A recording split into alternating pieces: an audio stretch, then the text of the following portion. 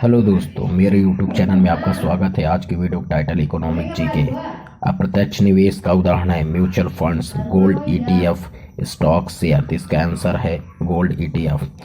Gold ETF सोने पर मिलने वाला फंड है।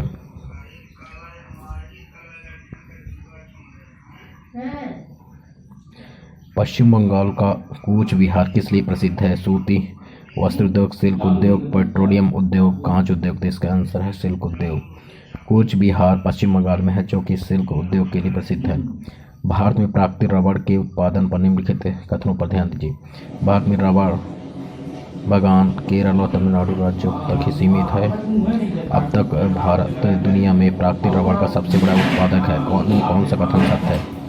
Option A, option B, option C, option D में इसका आंसर है इनमें से कोई नहीं।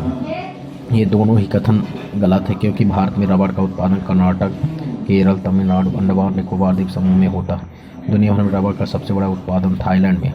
1970 में कोप्सपा की स्थापना किस तरह के अपराधों को रोकने के लिए? आतंकवादी गतिविधियां, धार्मिक अपराध, सामाजिक अपराध, आर्थिक अपराध। इसका आंसर है आर्थिक अपराध। 1970 में आर्थिक अपराधों को रोकने के लिए कोप्सपा की स्थापना हुई।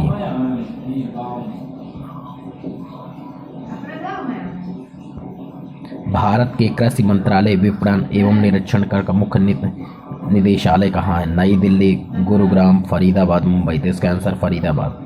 भारत के कृषि मंत्रालय के विपणन एवं निरीक्षण का मुख्यालय निदेशक फरीदाबाद में। इसकी स्थापना 1935 में। योजना आयोग की स्थापना निम्नलिखित में किस उद्देश्य के लिए हुई?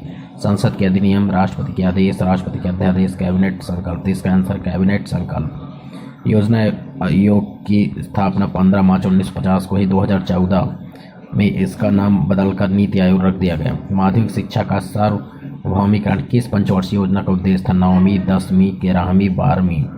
इसका आंसर है 11वीं।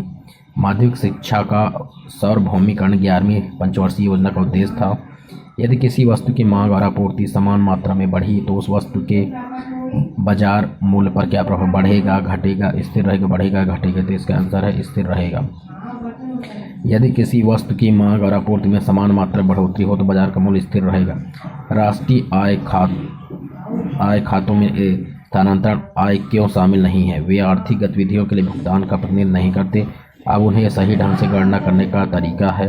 वे पहले ही व्यक्तिगत आय में शामिल है। वे पहले से ही कंपनी आय में शामिल है। तो इसका आंसर है वे आर्थिक गतिविधि के लिए भुगतान का प्रतिनिधित्व नहीं करते। निम्नलिखित में से कौन सा आयोग विभिन्न वस्तुओं के लिए सरकार को न्यूनतम समर्थन मूल्यों की सिफारिश करने का कार्य है? राष्ट्रीय किसान आयोग, कृषि लागत और मूल्य आयोग, केंद्रीय सांख्यिकी आयोग, कृषि विभाग। तो इसका आंसर है कृषि लागत और मूल्य आयोग। कृषि लागत और मूल्य आयोग विभिन्न वस्तुओं के लिए सरकार को न्यूनतम समर्थन मूल्यों की सिफारिश का कार्य करता है। इसकी स्थापना 1 जनवरी 1965 को हुई है।